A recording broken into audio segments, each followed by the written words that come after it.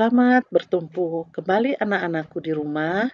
Kali ini bersama saya Ibu Sinta dengan video pembelajaran pendidikan agama Katolik dan Budi Pekerti kelas 8.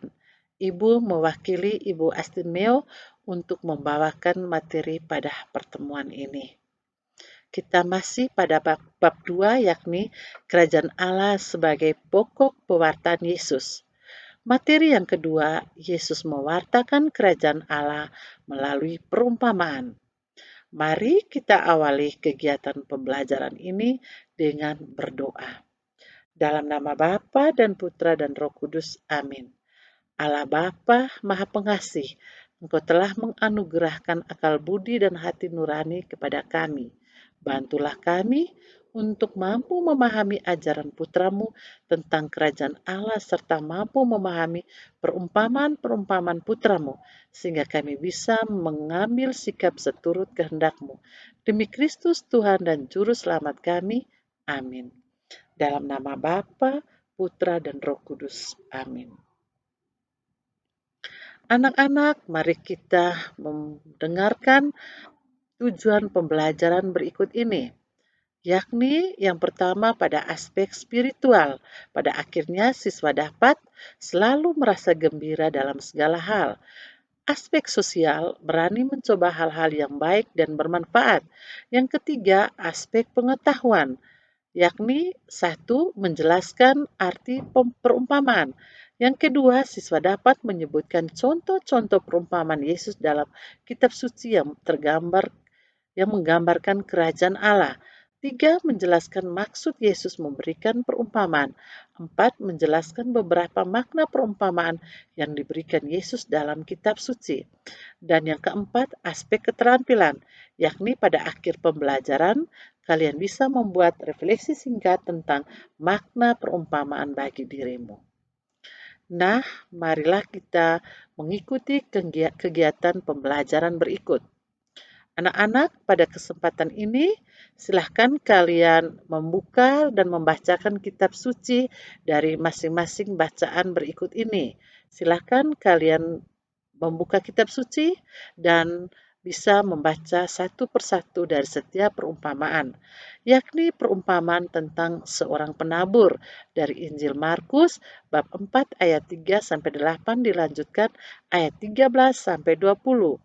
2. Perumpamaan tentang benih yang tumbuh, yakni dari Injil Markus bab 4 26-29. 3. Perumpamaan tentang lalang di antara gandum dari Matius bab 13 ayat 24-30. 4. Perumpamaan tentang pukat, yakni Matius bab 13 ayat 47-50. 5. Perumpamaan tentang harta terpendam dan mutiara berharga dari Injil Matius bab 13 ayat 44-46. Silahkan kalian berdiskusi dengan teman terdekat di rumah. Adapun pertanyaan yang bisa kalian diskusikan, apa yang dimaksud dengan perumpamaan? Yang kedua, jelaskan makna perumpamaan dari setiap perikop kitab suci tadi. Yang ketiga, mengapa Yesus mengajarkan dengan menggunakan perumpamaan? Kalian diskusikan dalam kelompok dan bahan diskusi boleh kalian mencatat dalam buku latihan tugas kalian. Nah, anak-anak, pada kesempatan ini Ibu mengajak kalian untuk bisa menyaksikan kisah perumpamaan dalam sebuah video berikut.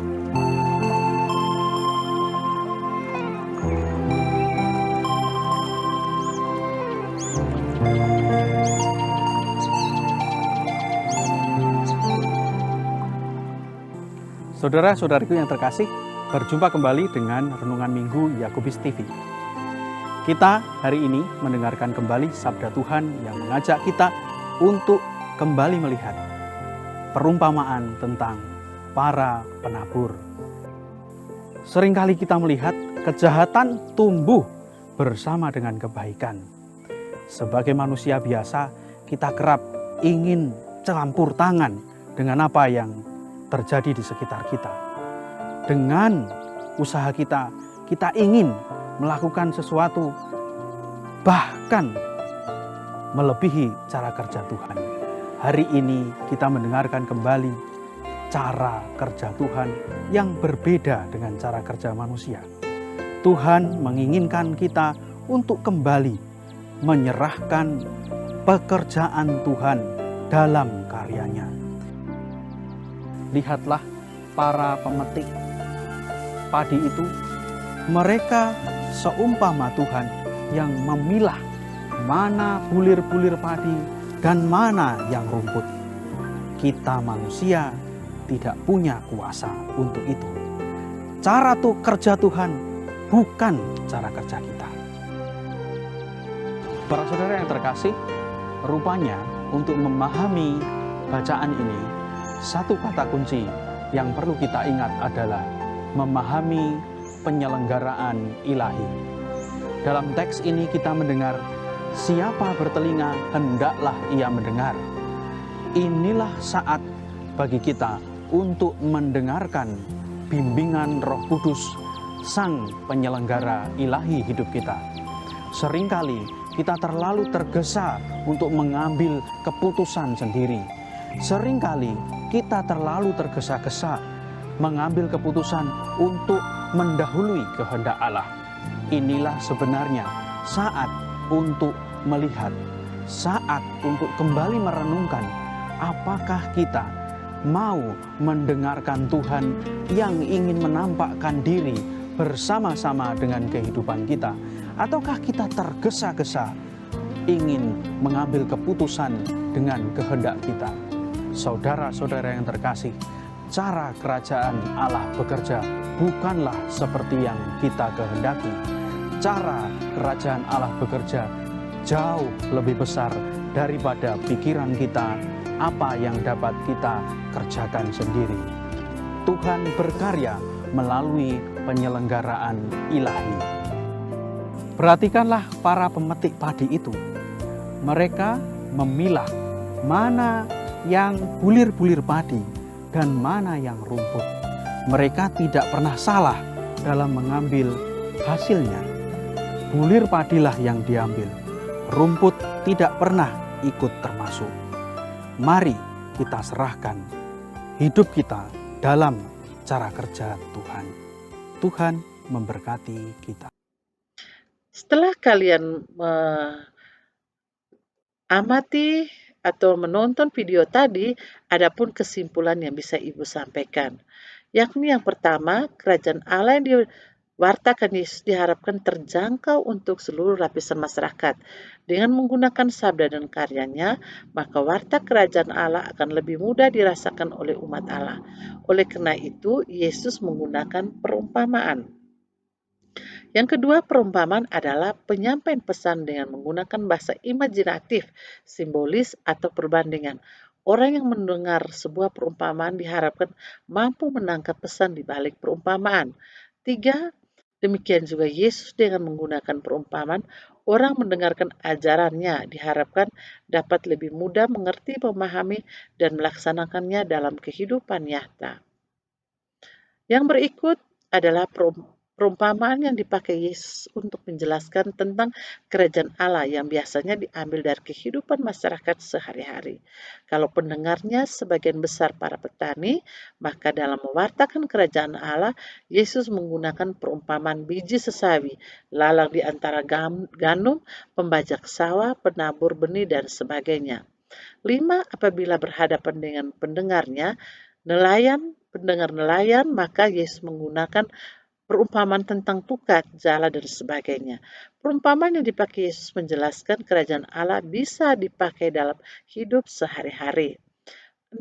Perumpamaan yang diajarkan Yesus dengan maksud agar pewartaan dan ajarannya dapat lebih mudah dan dimengerti. Orang mendengarkan perumpamaan Yesus diharapkan mampu menafsirkan dan menanggapi dalam hidup sendiri. Yang berikut kita perhatikan dan membaca beberapa contoh yang digunakan Yesus untuk mewartakan kerajaan Allah. Yakni yang pertama, perumpamaan tentang penabur.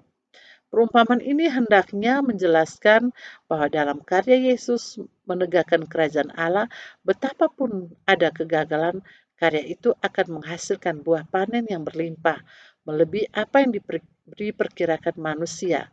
Oleh karena itu, pengikut Yesus tidak perlu kecil hati dan mudah putus asa apabila mengalami kegagalan.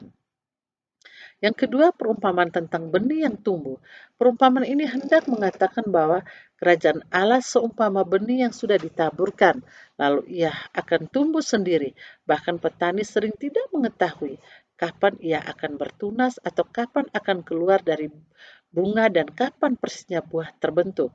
Demikian pula tumbuhnya kerajaan Allah sering tidak bisa diamati pasti, tergantung sepenuhnya pada Allah, bukan usaha manusia. Bahkan manusia tidak memaksa supaya cepat atau memperlambat pertumbuhannya.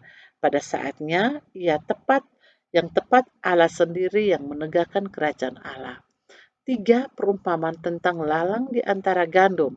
Kerajaan Allah yang diwartakan dan ditawarkan oleh Yesus kepada semua orang.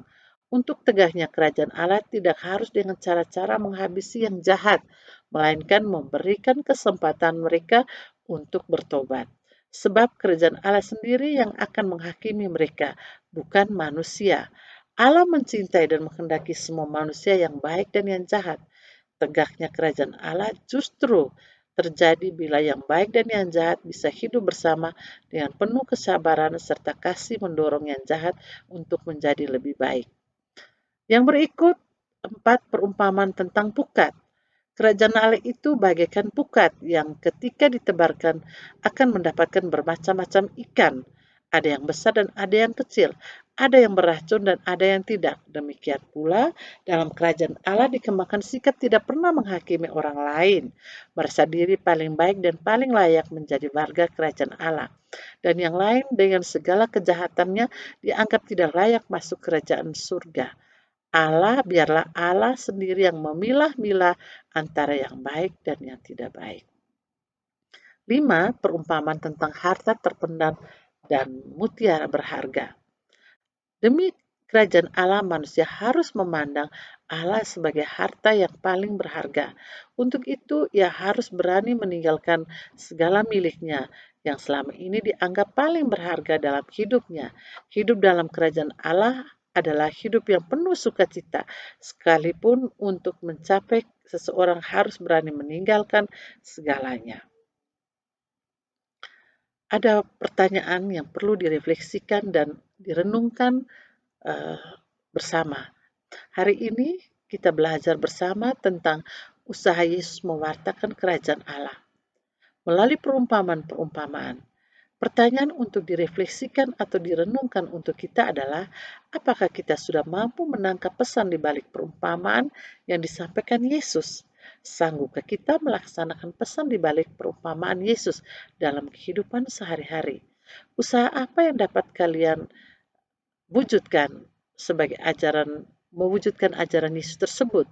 Renungkanlah dalam hatimu, berjanjilah untuk lebih sering membaca firman Tuhan agar dibimbing oleh Allah sendiri untuk memahami berbagai perumpamaan Yesus.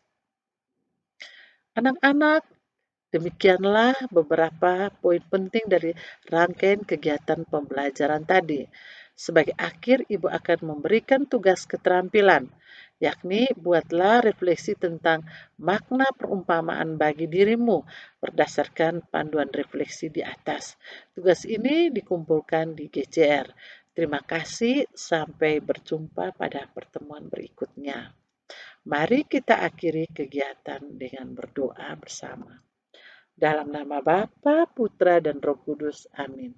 Allah Bapa dalam surga, kami bersyukur karena Engkau mewartakan kerajaan-Mu melalui perumpamaan. Bantulah agar kami dapat memahami perumpamaan Yesus dengan benar, sehingga kami dapat hidup menurut kehendak-Mu. Demi Kristus Tuhan dan Juru Selamat kami. Amin. Dalam nama Bapa, Putra, dan Roh Kudus. Amin.